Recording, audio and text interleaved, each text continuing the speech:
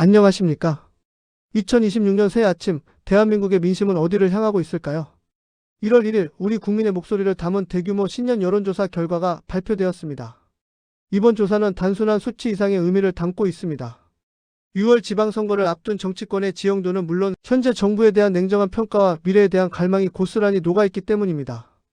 특히 이번 조사에서는 과거에는 볼 수 없었던 아주 특이하고도 반전이 가득한 현상들이 나타났습니다. 대통령 국정 수행에 대한 압도적인 지지율 이면에 숨겨진 세대 간의 기묘한 공통점, 그리고 전직 대통령을 향한 싸늘한 시선까지. 오늘 시니어의 일상에서는 JTBC가 보도한 신년 여론조사 데이터를 정밀 분석하여 2026년 대한민국의 국정 운영이 어떤 변화를 맞이할지 심층 브리핑해드립니다. 지금 시작합니다. 먼저 가장 관심이 쏠렸던 이재명 대통령의 국정 수행 평가입니다. 조사 결과 대통령이 국정을 잘 수행하고 있다는 긍정평가는 무려 62%에 달했습니다. 반면 잘못하고 있다는 부정평가는 35%에 그쳐 긍정평가가 부정평가를 압도적으로 앞지르는 양상을 보였습니다. 국민들이 꼽은 긍정평가의 주요 이유는 무엇일까요? 바로 국민과의 소통, 그리고 국무회의 생중계 등을 통한 투명한 국정 운영이 높은 점수를 받았습니다. 소통을 강조하는 정부의 행보가 국민들에게 안정감을 주고 있는 것으로 풀이됩니다.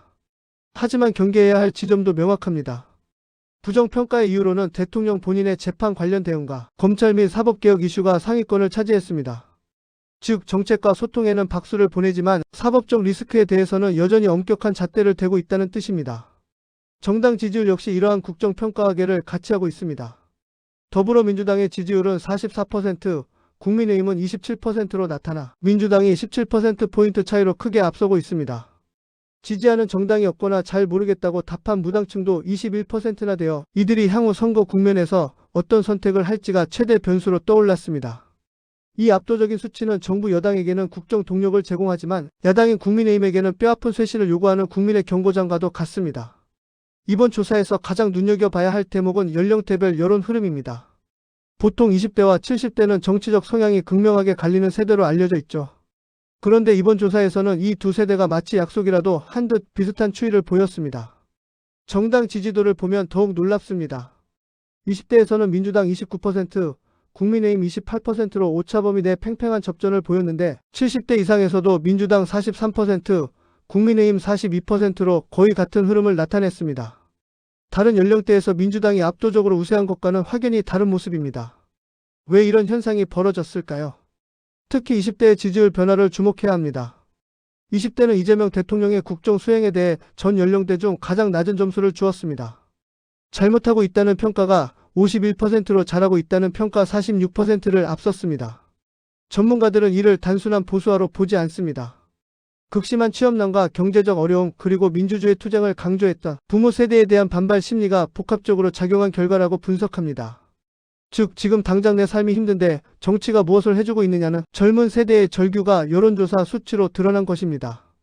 국정 운영의 핵심 동력이 미래 세대의 마음을 얻지 못한다면 62%라는 높은 지지율도 사상 누각이 될 수 있음을 시사합니다.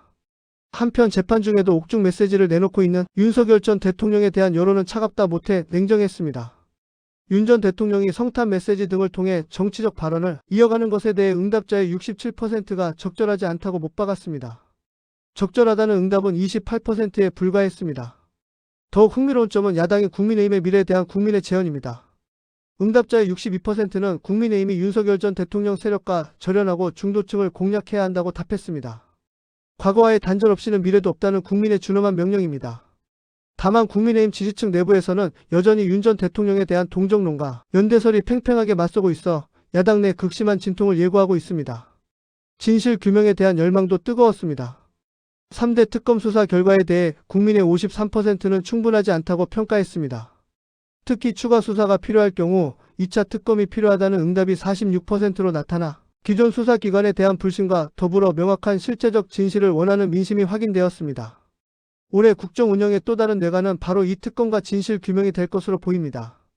다가오는 6월 3일 지방선거, 국민들은 벌써 이 선거를 향해 명확한 가이드라인을 제시하고 있습니다. 이번 선거의 최대 화두는 단연 경제와 민생 회복입니다. 정당의 이념이나 정권 심판론보다 누가 내 삶을 실질적으로 낫게 해줄 것인가를 보겠다는 실용주의적 태도가 뚜렷합니다.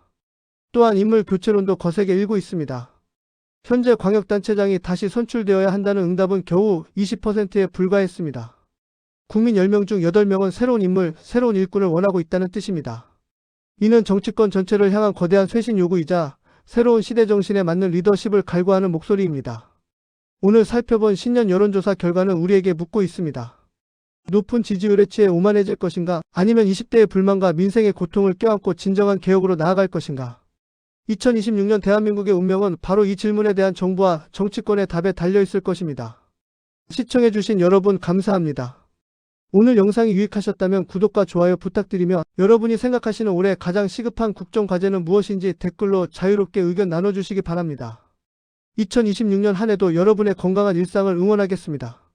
지금까지 신이어의 일상이었습니다.